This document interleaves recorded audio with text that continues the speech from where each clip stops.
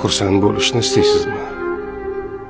Har orqangizdan gapirganga quloq solmang. Har so'z berganni so'zda turadi deb o'ylamang. Har tanishgan insoningizni o'zingiz kabi bilmang. Baxtsiz qilganni emas, huzur berganni yonida qoling.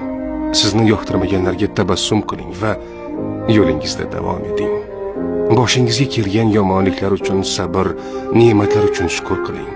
Har bir narsani Allohdan va qilgan amallaringizdan deb biling. Insonlardan hech narsa kutmang. Olishdan ko'ra berishni ko'proq yaxshi ko'ring. Pokiza qalbingizda insonlarga nisbatan nafrat va xafagarchilik saqlamang. Nima bo'lishidan qat'iy nazar, bu dunyo o'tkinchi ekanligini va bir kun hammasi tugashligini unutmang. Istig'forni ko'paytiring. Tavbani ko'paytiring. Alloh qaytarganlaridan qaytib, taqvoyingizni kuchaytiring.